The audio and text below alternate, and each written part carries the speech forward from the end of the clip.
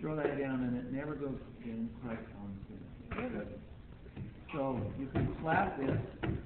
By the way, these are electromagnetic motors.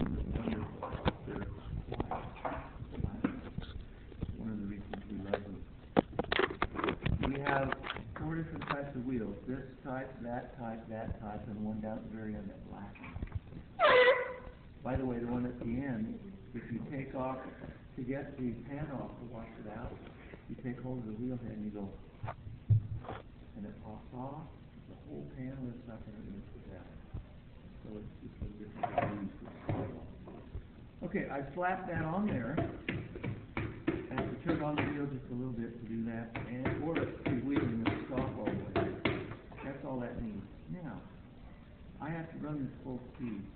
I want to do it fast, because when it runs around fast, I feel the wobble. If it runs really slowly, I don't feel the bump. So run it fast through the center in the middle of the stick. When you start to pull, go at half speed, and from then on, keep it at half speed. This clay is really sticky, and if I hold on to it, it wants to grab. Okay, but it has a lot of torque, and so it's going to pull away from you. We want it to slide easily. We don't want any friction. So we have to have a lot of friction. And if you get one little spot of friction, it will grab and it will pull your hands together and pull on you. So we run it full speed. You want to get the tool just as close as you can. If it's as close as you can, then you put this elbow against your left hip. And now I can't get it in next to the clay, so I have to lean back just a little bit. And put a little water on it so it's slippery. And then if I lean forward against this clay is going to conform to whatever angle I hold my hand. I want it to slope a little bit because I'm trying to make a cone shape. So when I lean forward,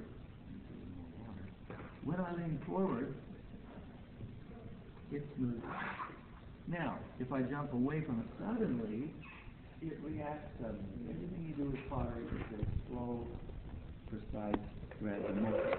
So as I gradually lean up against this, it says, as long as this is against my hip, it can't be. I want this to come up. So I'm leaning at 7 o'clock. If this is a clock face, this is 6, that's 12, 3 and 9. If I lean at 7 o'clock with this hand at a slope, and I pull with this part of this hand, like this, at 1 o'clock, it forces the clay up. So I lean here at 7, pull here at 1, and I bring those hands past each other to the top, like that. Okay? That makes a cone. To take it back down, I cup this hand over the top, which rounds it, and then I take this hand and I put it flat over the top like this and push down. Now I could do that with this hand, but it's really hard to hold steady. So I let them sit against each other. This one rounds it off as it goes down. This one pushes it down. So it's a two-hand motion. When I get almost to the bottom, I bend this wrist and I glide over the side to make a dome. That's important.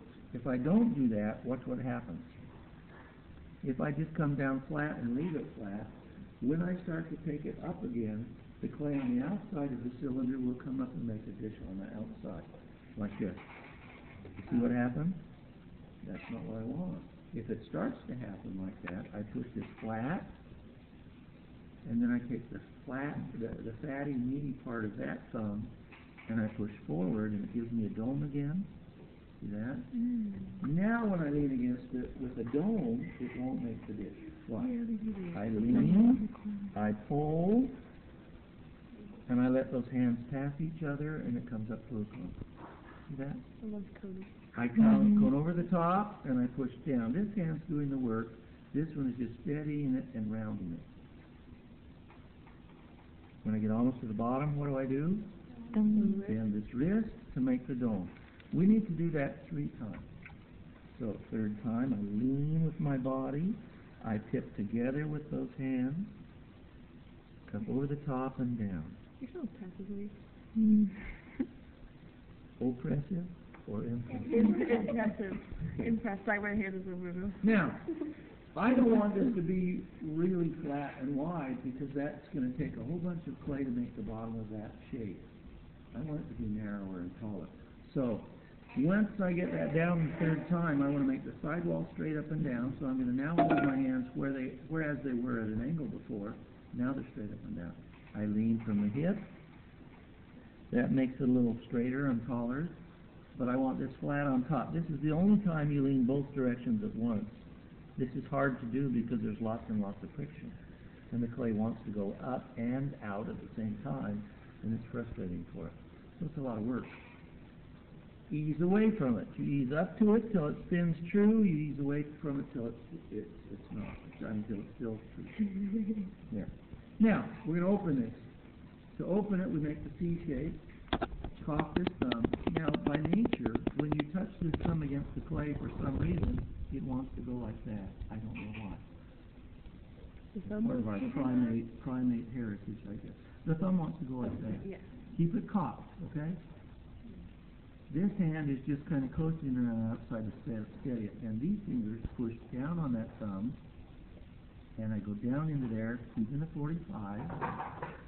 I'm also putting a little water in there to keep it slippery.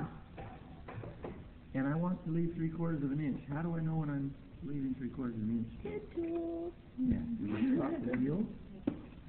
We take our pin tool, we push down in the middle, we measure it with our finger, we pull it out. 9 5/8. Yeah. Kind of